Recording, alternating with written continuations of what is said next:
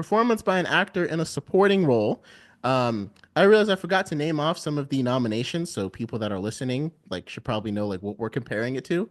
So the nominations, I'm gonna mess up this name, but it's Yura Borisov for ANORA, Kieran Culkin for A Real Pain, Edward Norton in A Complete Unknown, Guy Pearce, The Brutalist, Jeremy Strong, The Apprentice. Now, as you mentioned, Ty, like the best leading actor was the most boring to you. For me, it was the best supporting role actor. Like I said, none of these really jump out at me. But again, I haven't actually seen these movies. And The Apprentice, I didn't even get to the part where Jeremy Strong showed up. So maybe that's why Oh my gosh. that'll probably make a difference. Um, so I don't really have a dub because I can't really say who deserves to win. I don't have a dub for this category. I guess my snub, I hate to go back to the well, but I'm like the best supporting actor that I saw this year was Austin Butler in Dune Part 2. Again, just based upon all the movies that I've seen this year, that's the one that stood out to me. And I think that's also because I remember him from when he was like Jamie Lynn Spears' love interest in Zoe 101. Like I grew up on that.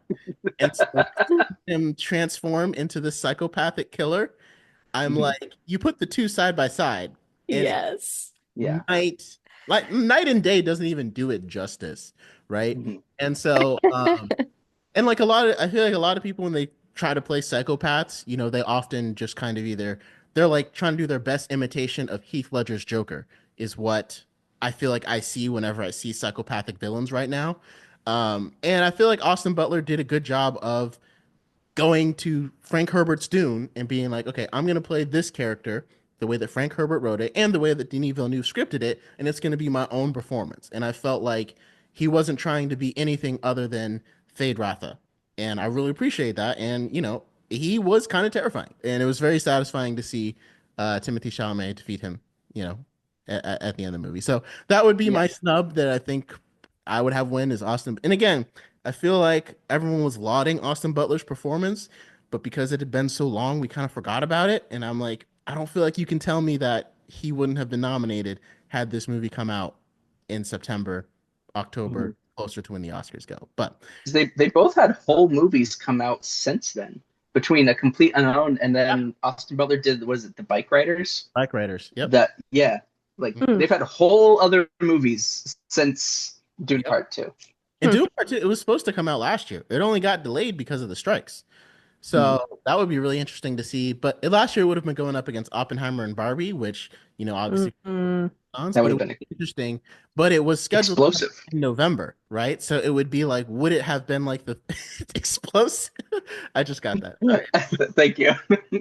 It would have been interesting to see if Dune Part 2 could have competed with those two because those were the two Oscar darlings last year. And I'm like, man, would it have been like the third one? Or how exactly would that have worked? But yeah, so Austin Butler for me is my snub. How about you guys? Again, I'm in a situation where I haven't seen a lot of these movies, despite having wanted to. Um, Kind of like you, Will. I had no idea Edward Norton was in A Complete Unknown, and the fact that he is makes me kind of want to see the movie now because I love a lot of his performances, and so more than Timothy, that kind of like, okay, yeah, I might want to check this out now, just because he's blown me away in a lot of his like smaller roles. But for my snub, I'm gonna go with a choice that I don't think I'd have any other area to talk about. And it probably honestly doesn't even deserve to be here. It's just it was so memorable to me, and that was Nicolas Cage in Long Legs, which came out earlier this year. That movie felt he was the movie. You take him out of that film and like it doesn't have the legs to stand on its own. He is so creepy and unsettling. Like you talk about an actor who gets like transformed into a role. Like I had like his makeup and his costume design, and he got into this killer uh like persona, frankly a little too well. Like it didn't even feel like he was acting at points, and I think that's just a testament that he can be a really great actor when he feels like when he like really feels into a role. Yeah. And I think it just really stood out, and it stuck with me throughout the whole year because that came out towards the beginning or the middle. I think that was like May-ish time, and it stuck with me through to 2025. And so I just think he did a killer job. For me, I did enjoy that movie, Long Legs. For some reason, like I couldn't get past the makeup. I don't know why. It just Oh, reminded me okay. of like John Travolta's character in Hairspray, Yeah, and kind I couldn't of. get Yeah, kind of. that. Accurate. Yeah. Great movie though. But yeah, accurate. Yeah, I've got no opinion on these actors in supporting roles, so I'm gonna go with Bill Skarsgård in Nosferatu. Yes. And I It, think like he made the movie way more than Nicholas Hoult. That was a performance that stood out to me this year. I yeah, will say, I oh, didn't even realize it was Bill Skarsgård. Like I knew I it know. was going in, but I had to like do a triple take. I'm like, how did they make him this? Like Yeah. it was so incredible what that team was able to do for him. Yes, that makeup was amazing. Hmm. Costuming. That should be nominated. Is that not nominated for? Oh, that really should. I good don't question. think they got any noms. If Oh, it if did. It did get makeup and hairstyling. Okay, good. okay. Oh, okay. Nice. And if Timothy Chalamet had been nominated for Dune Part 2 as like best actor, I think I would have chosen Nicholas Hoult as best actor in a leading role.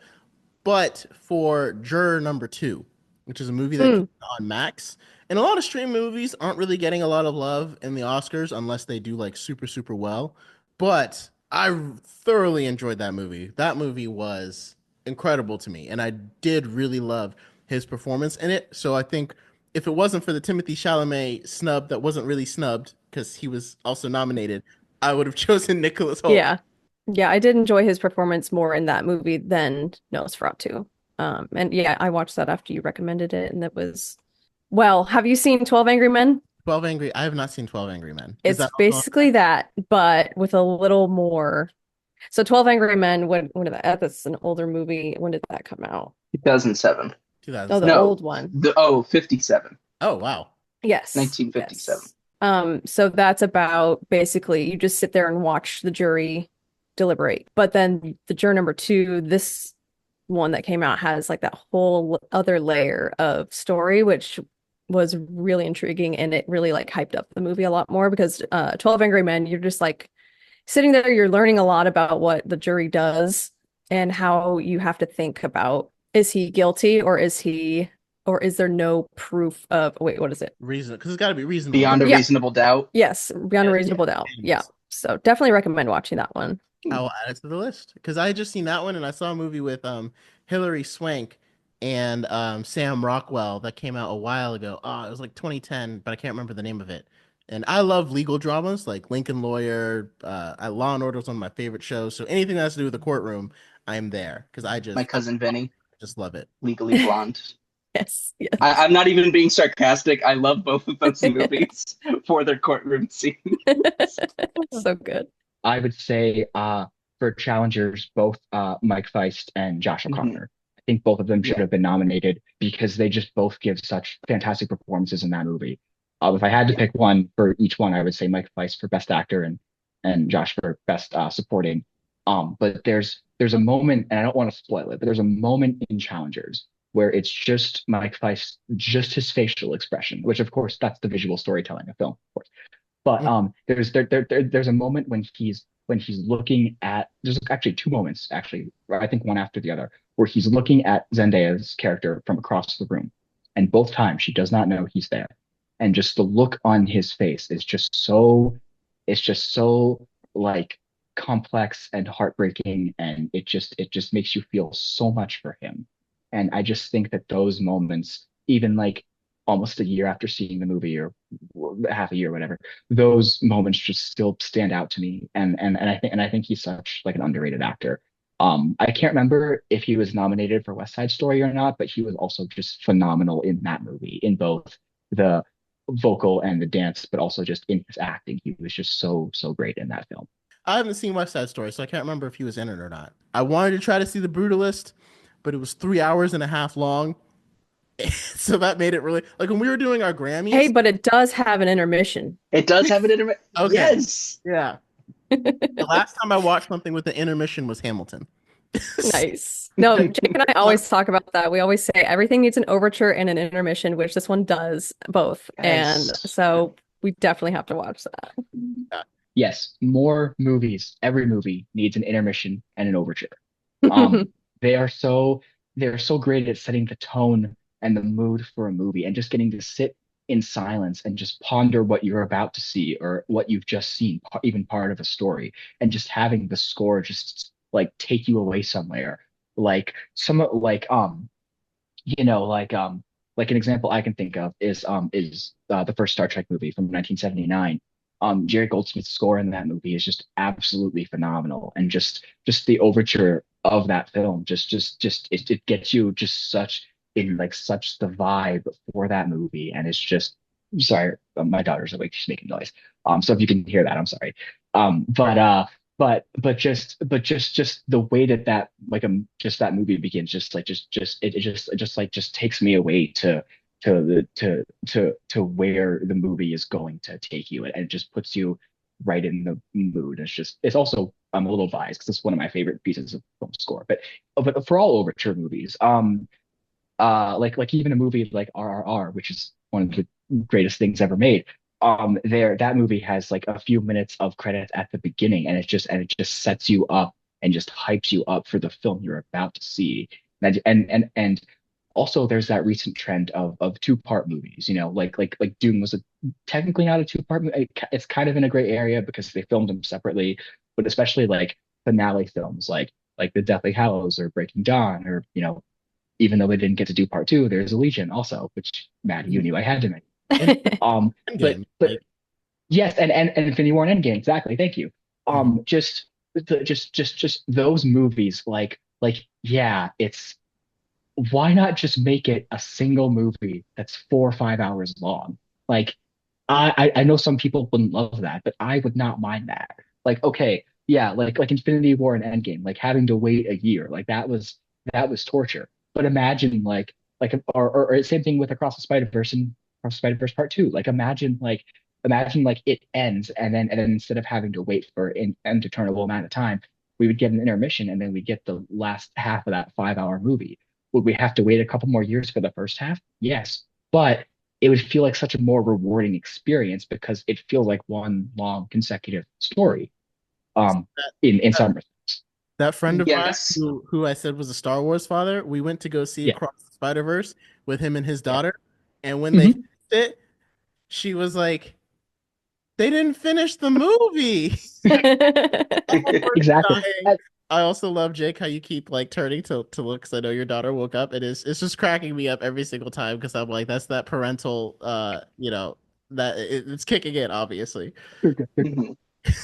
Yeah, no, no, no. My fiance is awake. She's taking care of the baby. Everything's fine, but I just hear her and I'm like, is she okay? Like I can't even see her because the door's closed. But I'm just It oh just my gosh, I love her so much. She's my favorite thing in the world.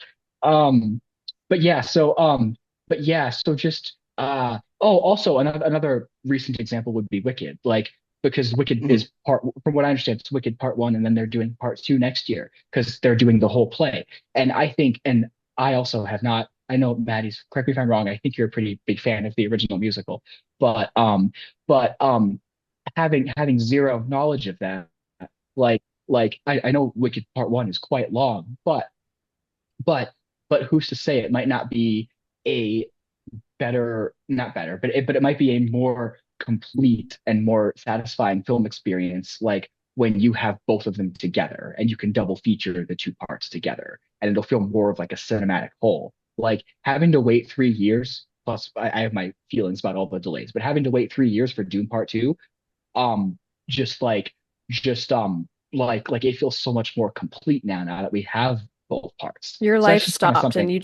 that was all you could think about. It was like, Mhm. when is it going to come When out? Dune. How am I going to Yes. feel? It's going to be amazing. And I can't wait. And it's just taking so long and you couldn't focus on anything else. Exactly. I really couldn't. I really couldn't. Uh, Absolutely. We need to go back to making films more like experiences, not just as like some casual consumer thing.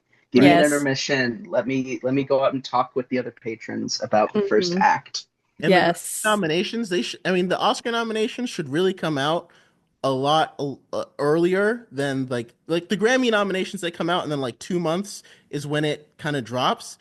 The Oscar nominations, they should really give like 3 or 4 months. That way, if you need to watch some of these movies, you'll have time to do so. I Because like for know. the Grammys, it was a lot easier for us to catch up and like listen to a 3 minute song here and there, but it's like a 3.5 hour movie. Yeah. Hmm. I need some Yeah. Also a lot time. harder, and it's also a lot harder to access, right? Because it's if it's not on stream, Yes. you gotta go buy it, stuff like that. So that kind of makes it tough, and especially when you're nominating a lot of movies that were not blockbusters, that are not easy to access. Like I don't think you can get any of these movies without buying them or streaming them. Well, I Yeah. mean, you can't get them Hmm. without buying them because they're not on streaming. So that act Or like you have to look out to have like a smaller theater that will support some of these smaller budget films, like to be even able to access. Like I'm very lucky I live within 10 minutes of a small independent theater. Because if I didn't, the next closest one is over an hour and a half away. And it's like, oh my that's gosh. the length of the movie, man. Like I can't just go Right. And watch you know that what you like could as do? accessibly. Know what you could do on Yeah. that drive? Listen Hmm. to the whole album. Listen to it. Okay, that's So, what I do. right. Right. Yeah. So it's like, and I think, and again, like obviously the people voting for these categories aren't really hamstrung by that kind of stuff, right? But for the fans of the movie, the people who, spend their money to make all this entertainment possible, I think the Oscars could start looking into or making a better way to help get the fans involved and give them, a better chance to, see and make their own opinions. Because again, without us, you don't have this, right? Right. So more accessibility for us to be able to, be a part of the conversation, would be nice.